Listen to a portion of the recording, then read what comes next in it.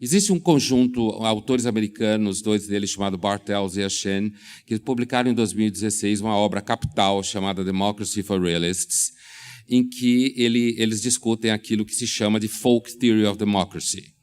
Essa teoria, que a gente pode traduzir em português livremente como lendas da democracia, ou mitos, como alguns preferem dizer, apontam estudos empíricos que nos chamam a atenção para o seguinte. Primeiro, pessoas com maior repertório não necessariamente votam sem viés ideológico. Isso são achados, tá? Que eles apresentam no livro. Pelo contrário, às vezes uma pessoa com mais repertório, repertório político, sociológico, filosófico, tendem muitas vezes a ter um viés muito mais radical.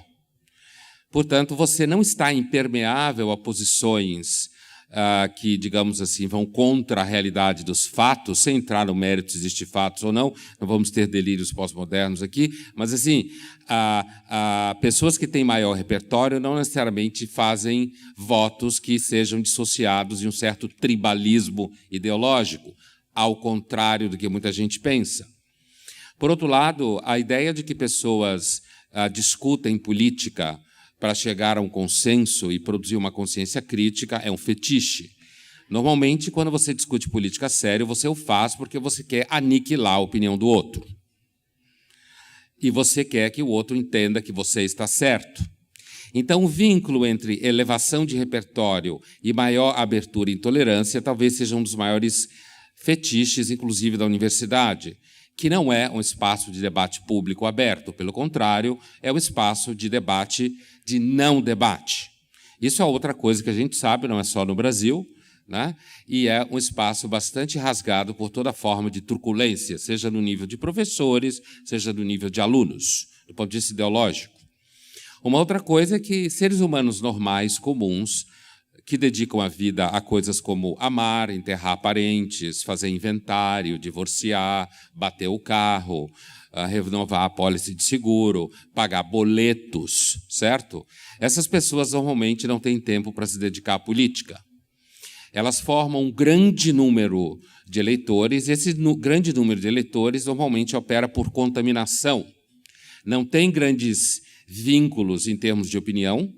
São esses que formam grande parte da população que fica migrando de um candidato para outro, esperando novidades para tomar a sua decisão, e não são pessoas que, de fato, pesquisam. Esse é um dos outros grandes mitos sobre política, que as pessoas pesquisam e formam consciência política. Talvez esse seja um dos mitos mais poderosos, porque faz com que a sua autoestima intelectual suba. Mas, a verdade, a maior parte das pessoas não pesquisa coisa nenhuma. Mas não é porque ela não tem a capacidade, ela simplesmente não tem o tempo para fazer isso, né? O resultado é que a maior parte da população vota, principalmente quando você fala em legislativo, de uma forma um pouco randômica. Você tem outro detalhe muito interessante nessas análises de comportamento que mostra que quanto mais uma pessoa se envolve com política, na verdade, mais intolerante ela fica. Quanto mais ela está aguerrida a alguma determinada posição, mais ela fica fechada a qualquer outra posição, ao contrário do que se imaginaria. Mesmo entre jornalistas, professores universitários, intelectuais em geral, o fenômeno acontece do mesmo jeito. Nada disso garante que você vai se tornar mais tolerante.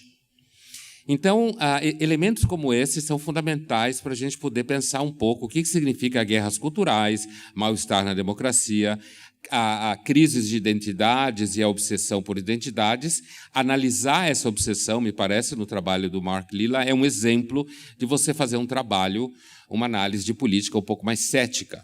Não é à toa que ele teve tanto problema e apanhou tanto de alguns colegas por conta desse trabalho, porque, normalmente, quando você age de uma forma um pouco cética com relação a ideais, isso pode parecer que você está indo contra eles, mas não é isso. Você está querendo, na verdade, que você se distancie um pouco do ideal e construa uma realidade.